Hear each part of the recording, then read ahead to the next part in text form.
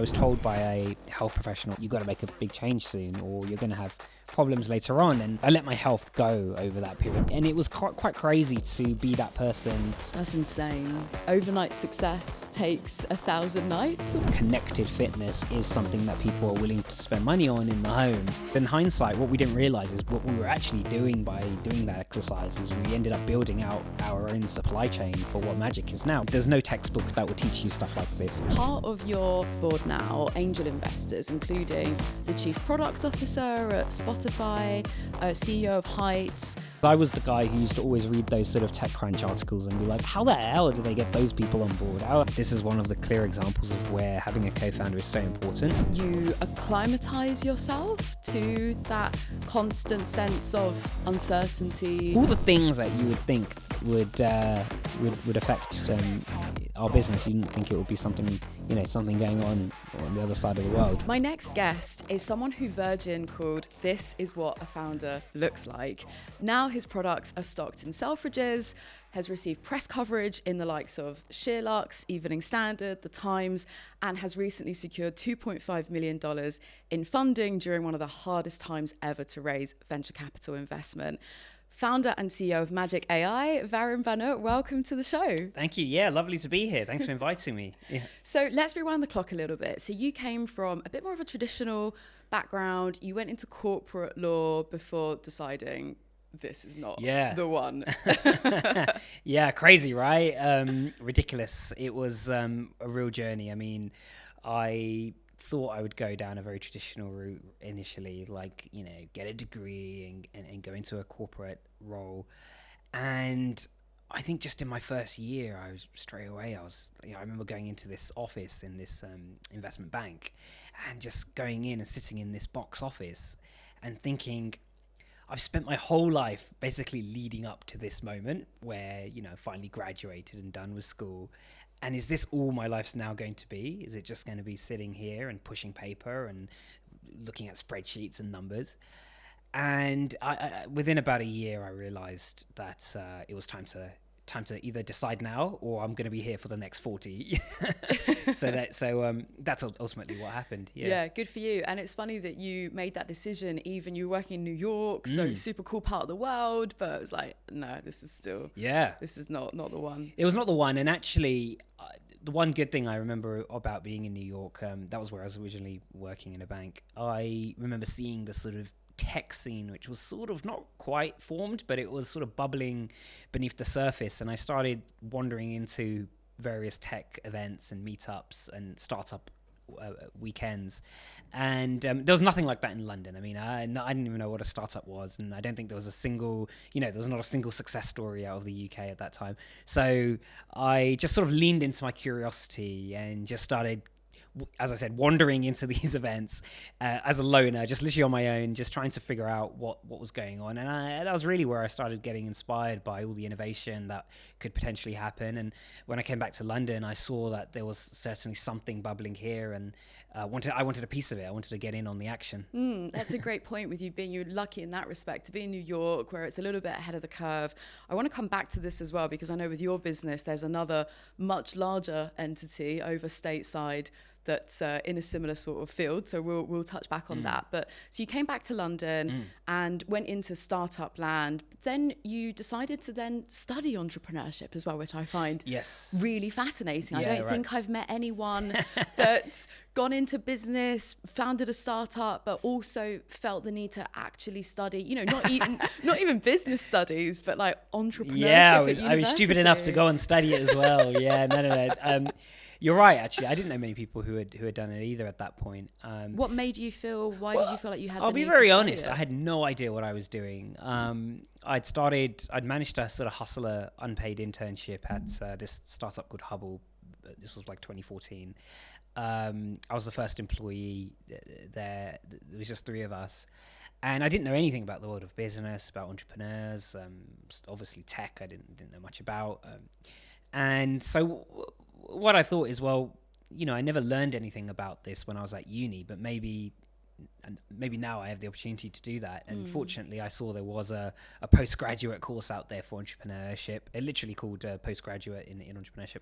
And yeah, over the course, I think I did it part-time over 2 years and graduated in the end, which was a great experience. You always learn something looking back.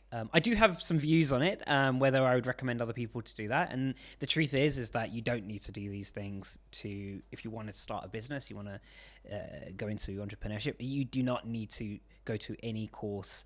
And I know there's loads of these things on the internet nowadays trying to flog, like, oh, learn how to do this. Honestly, the best way to learn is just by jumping like 2 feet in, and there will be mistakes and the learning curve will be very steep, but there is no substitution for actually just doing that and being it. And by the way, on that point, like most people you meet in business schools and people who do MBAs and stuff, the people teaching are not really entrepreneurs themselves. They are people who know a lot about management and have studied sort of things in the realm of finance and management. So they don't really know how, if you want to, I don't know, start a new water brand like this over here, they're probably not the people who are going to help you do that. The subject matter experts in Exactly. their respective fields. It's like the saying goes, plan is great until you get punched in the face, right? And it's compare that to studying courses, and I guess that's all the theory, and I'm sure you learn a lot, and perhaps the connections were one of the best things you got from that too. Yes, but absolutely. The reality of actually getting stuck in, there's so many variables. It's the real world. You've actually got to put it in. So you went into startup land back here in London, did a part-time postgrad in entrepreneurship, and alongside this you had your own kind of fitness journey. So I heard that, I don't know whether I've got the timelines completely correct, but I heard that you took your body fat down from 27 to 7%. And you went from this diet of kebabs and whiskey. So I'm just curious about that as well before we get, because obviously this all builds up to Magic AI. What was the impetus first and foremost for that? Like, did you have a great question? So, growing out of university and then going into this startup Hubble that I was at, it was a very stressful lifestyle, I guess, building an early stage company. Obviously, I wasn't the founder, but part of the founding team. So all the frustrations that come with being in an early stage.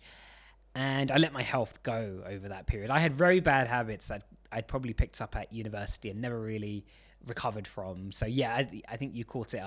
Yeah, whiskey and kebabs was the main menu most of the time.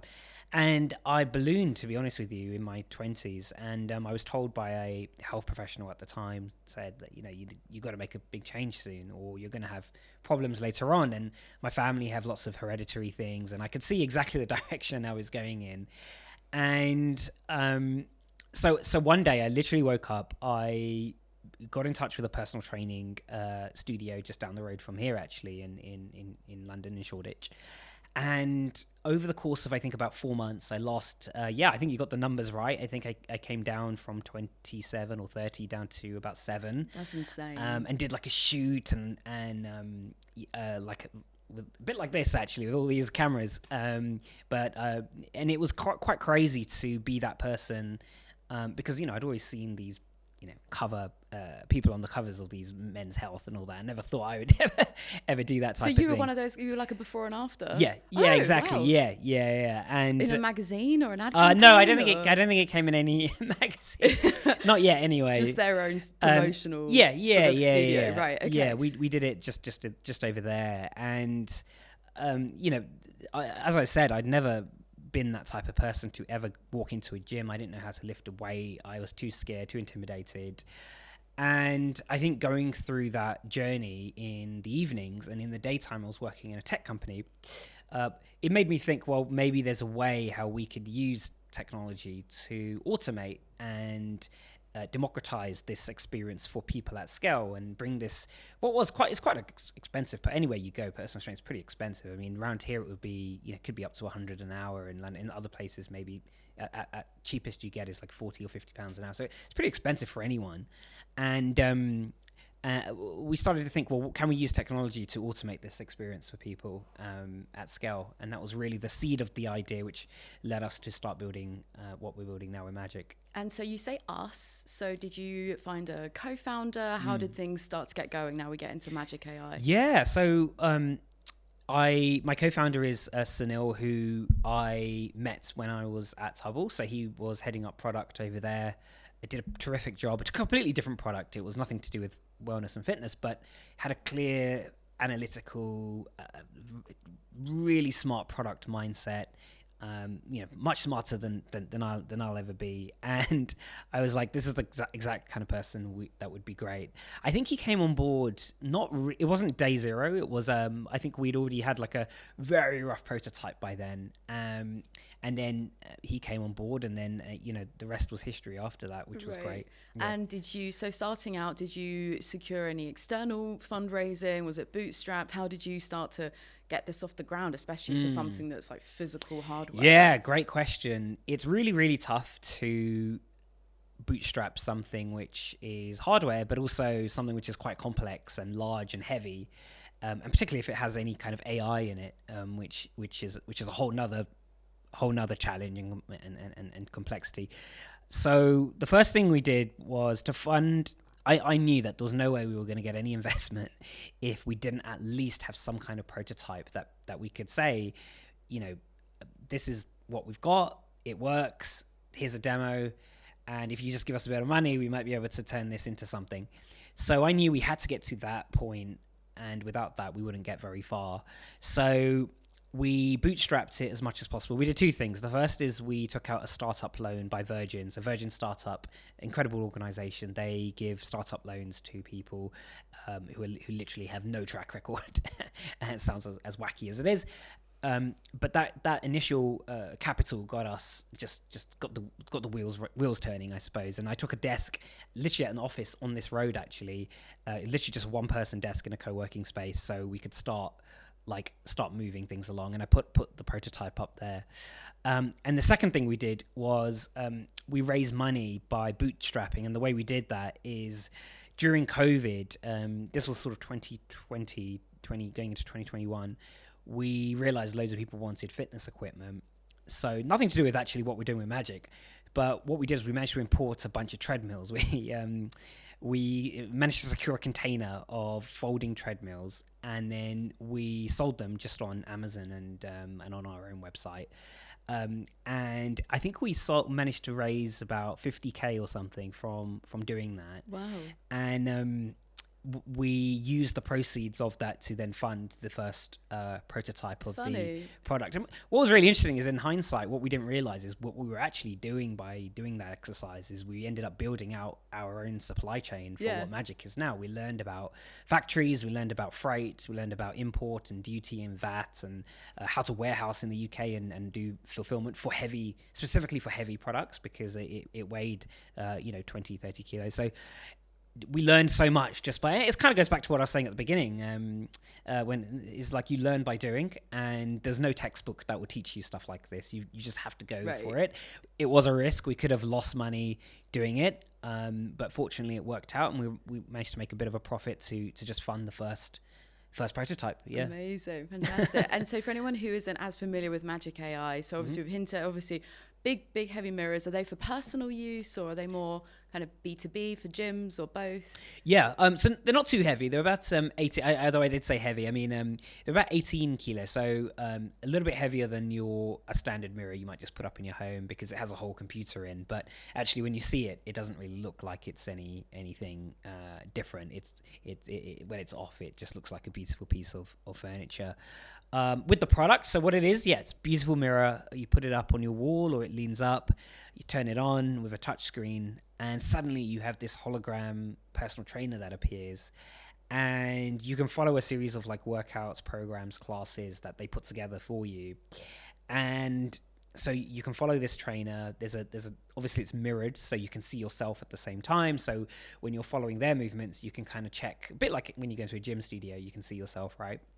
Then where things get really freaky is there is an embedded camera inside. So when you're actually following the trainer, you will actually get live feedback into your form. It corrects you when you're doing it wrong. It counts your reps.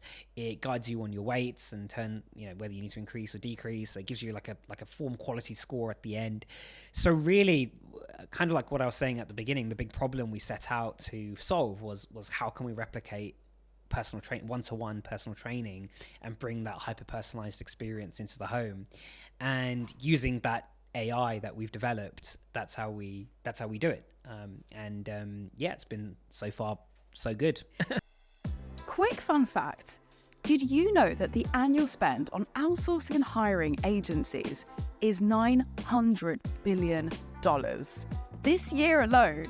That's why I'm so proud to collaborate with 50pros.com, a new and fast-growing platform that connects highly vetted agencies with companies looking for their next marketing partner.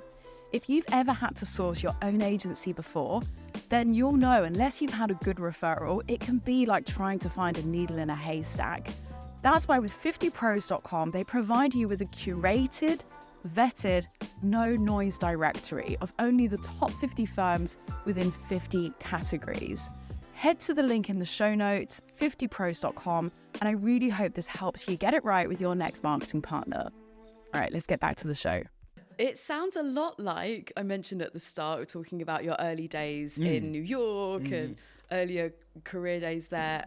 Mirror is the competitor. I'm sure you've got some kind of edge over them, which I'd love to hear about. They were acquired by Lululemon a few years ago, but I think around $500 million. Yeah, so right. Huge, made the news, founded by an ex-ballerina. So great story. It sounds extremely similar. So I guess, do you look to them as a proof point of validation? You know, they were acquired by this bigger public business for huge amounts of money, or the flip side to that is I'm not actually sure about their market penetration and how, you know, again, it sounds like a great concept, but they're not in everyone's homes. Right. They're not super affordable.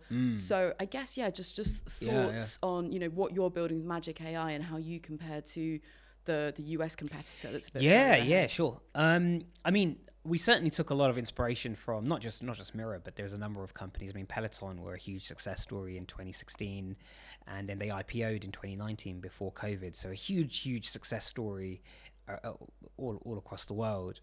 And so I think when we were developing and thinking about the ideas, I think Peloton in the US gave us a lot of validation that connected fitness is something that people are willing to spend money on in the home, in the same way how people have spent money on, you know, over the last 30 years, they've started spending money on gaming consoles rather than going to arcades, or investing in TV and Netflix and DVDs rather than necessarily always going to the cinema. So we could clearly see that there was a version of the future where people may not always want to go to a gym or a boutique studio to do a spin class. They may want to have a bike in their home. And so we thought, well, one-to-one personal training is actually something that's actually far more expensive. It's typically something that people find far more intimidating. If we could bring it into a safe space in the home, that's a huge win for, you know, not just us as a company, but also just for people, and being able to, as I said, democratize access. Where Mirror haven't done well is that they have no AI in their product. So actually it's just a TV inside a mirror. So whilst they've actually done very well, in my opinion, and in fact, I think their subscriber numbers are in the six figures, so they're not doing too badly, which is what justified, I think, their $500 million acquisition. But when you follow it, it's just like watching a TV program. So you don't get any, or a YouTube video even. You don't get any feedback. It doesn't correct you. It doesn't count your reps. It doesn't. And 99% of our customers buy our product for that, because they're like, this is like a personal trainer. So it's an interesting one, because they clearly have done very well with a product that's far more simple. And I can go into a lot more detail and probably talk for a whole nother podcast about the ins and outs of why, but fundamentally their hardware isn't set up to be able to process AI and the camera imaging in the way how ours is. Interesting. So I guess you could call it in some sense the second mover advantage, which is, you know, we understood what they were not doing and what the customer would probably want that they don't have, and we set ourselves up for success. But look, in any case, they're a US-based company. They only ship and sell in the US, and you know, we're a UK company and very proud to ship to the UK, and we do ship to Europe as well, and hopefully one day the US. Amazing. Well, kudos to you guys even more. So it sounds amazing. I want one, so I'm going to head straight over to Selfridges. Sounds amazing. And I mentioned at the start, you know, you've got all these fantastic accolades. You're stocked in Selfridges now. You've had all this press coverage. So huge congratulations on that. But what I love that you'd said to me before was, overnight success takes 1,000 nights or something along those lines. So you've been going at it for a few years. Yes. And despite all the highs and the glitz and glamour that we all see online and everything else, obviously it's not all been plain sailing. No. So the theme of strategy and tragedy is obviously the highs and the lows, and you've come up against quite a few obstacles with your products, haven't you, along the way? So what's been some of the real shitstorms? Yeah, great question. I think the very first one was just trying to convince investors that we were a product worth investing in. And I think part of the UK is that we are slightly more averse to hardware products, slightly more averse to kind of like all the connected fit. It's kind of like what we were just talking about, that a lot of the world's connected fitness success stories have all come from America, so we don't have a huge track record. So trying to convince people and investors that, yeah, we are not only is this a good idea, but we are the people who are actually going to execute this idea, was pretty difficult, right? We've got no experience in connected fitness, really, other than my own personal journey. My co-founder is good at AI, but not like necessarily to the level that we could build this whole thing out. So that was a real obstacle, is, trying to convince people that we were worth betting on. And I think the big thing that made the difference was getting that initial prototype out there. Yeah, actually having something real. On that note, because I want to get into your fundraise again, and congratulations. Thank you. Anyone who's raised venture capital investment during these times is a huge achievement. We'll have lots of grey hair, or no hair. A few more grey hairs coming through. Yes. And part of your investor board now are kind of some individual angel investors, including the chief product officer at Spotify, CEO of Heights. How did you get those individual profiles, those amazing people to invest? You say it's hard enough anyway to secure the fundraise. So talk us through really practical, did you already know those guys? Did you have to schmooze some mutual connections? How did you go about There's it? definitely a lot of schmoozing with any, I think, fundraise. You've got to really play the Dial game. up the schmooze. That's for sure. So yeah, in fact, that's a good postgraduate to do in schmoozing, if there's a course out there. University of Cambridge, you heard it here first. Right. It's funny because I was the guy who used to always read those sort of TechCrunch articles and be like, how the hell did they get those people on board? Right. How have they got those angels involved? And it's funny because we never really initially went out to try and win this specific angel, that specific angel. It was very much like, we just need some money so we don't die. And we won a few initial angels, no one high profile or anything like that, who were just willing to put in a bit of money. When I say a bit of money, I mean, I think they must have done like £1,000. So like very little money, but we were able to then take that and go out to other people and say, look, we've already got some people on board. We didn't tell them how much they were on board for. So look, we've got some people on board. It's this guy and this guy. And eventually sort of 1 became 2 and 2 became 4 and 4 became 8. And one of the investors was a guy who I literally just pitched to cold. His name's Dan Murray-Serter. He's quite big on LinkedIn and Instagram and everything. He runs Heights, which is a brain supplement brand. And I was a customer of Heights. So I bought the product and subscribed to it. In fact, I'm still a subscriber. And after about a few months, I saw that he was investing in companies and always talking about it. I wrote him an email, but in the email, I didn't mention anything about our investment or our fundraise. I just emailed him, giving him feedback about his product, Heights. I said, why don't you increase the size of the bottle and it might fit through the letterbox? Just little random things like that. And have you considered, maybe doing a subscription which does this? And just random ideas that I had.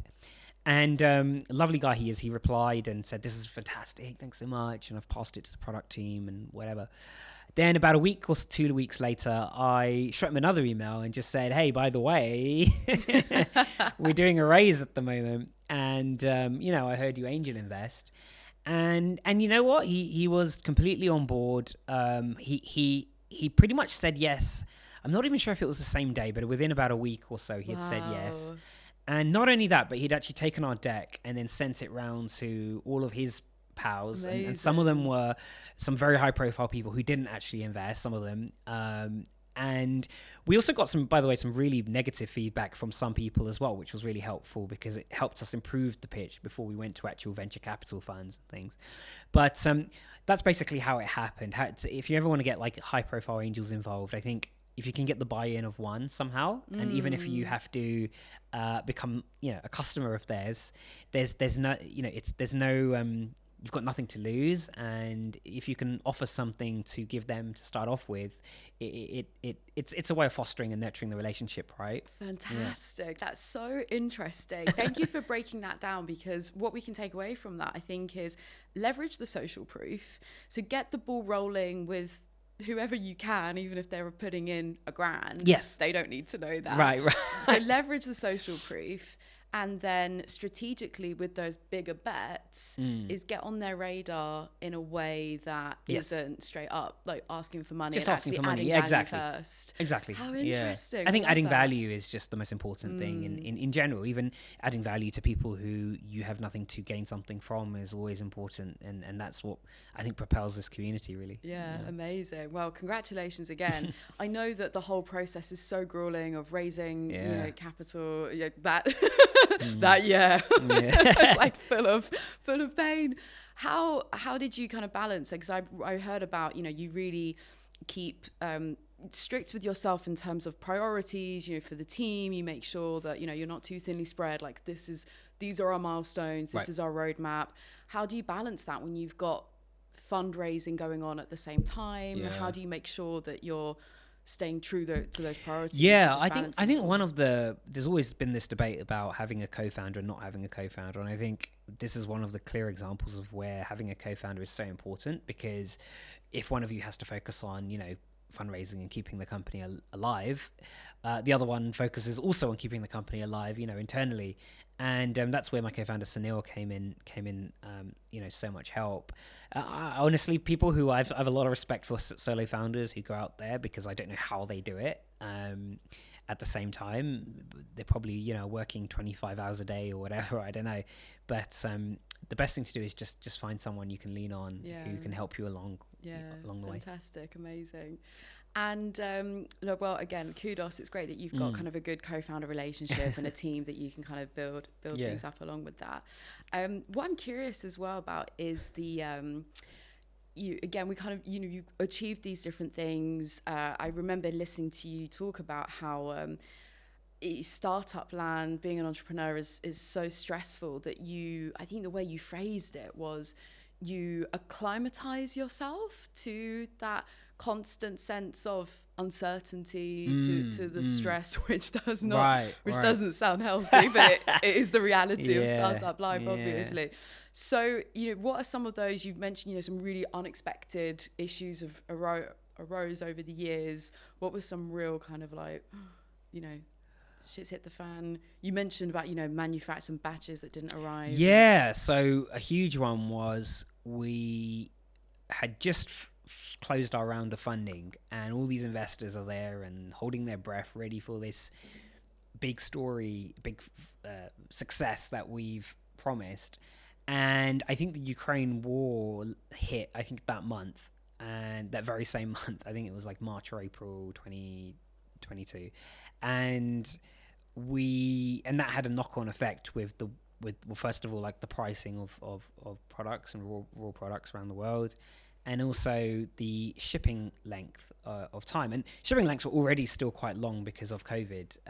They were still pretty expensive and long. So suddenly there's this war we've got to contend with, where suddenly the cost of our goods was so high, and even if we did get them here, it would be so much more expensive. So we had to just be really, really smart with how we managed our finances and also customers, and making sure we didn't, manage their expectations right. And it was just this random thing that's just happened overnight. And you're just kind of like, of all the things that you would think would affect our business, you didn't think it would be something, something going on the other side of the world. Right. But that was something we dealt with. And I think just dealing with that uncertainty of, are we going to be able to afford this? Is it going to happen? Are we going to lose, loads of money straight away?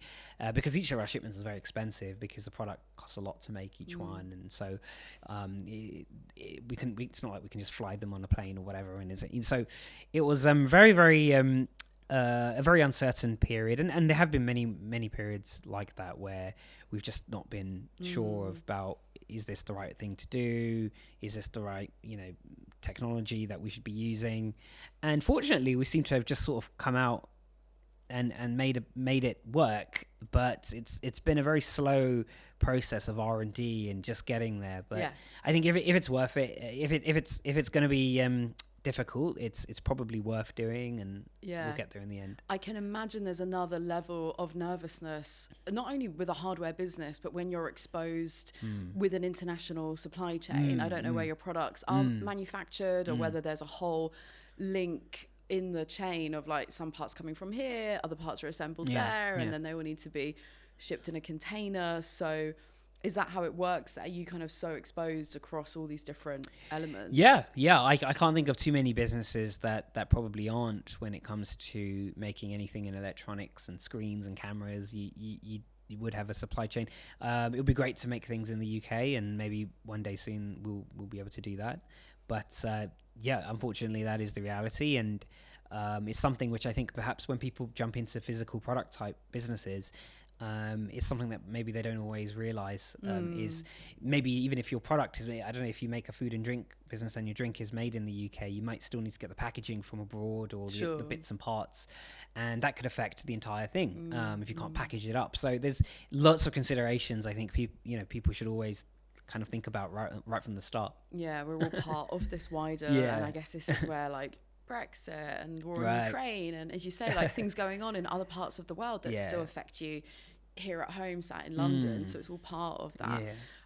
So you did your course in entrepreneurship, but are there also like any books or entrepreneurs that you look up to, or anything that you've really that you look towards elsewhere to help guide you through those tough times, or knowing how to navigate some of those? I've read a few of the big ones, the classics like Shoe Dog, which is a great one. I had a feeling you'd say that, because this is where I asked you the question. I sort of had Shoe Dog in my mind. Because it's funny, because my co-founder Sunil and I went out to the Far East just 2 months ago, and it literally was a bit like Shoe Dog. Felt like reliving that. We're sitting in a tiny room at the back of some factory when it's like 40 degrees, and we're trying to like whip out our notepad and hash some deal with these guys.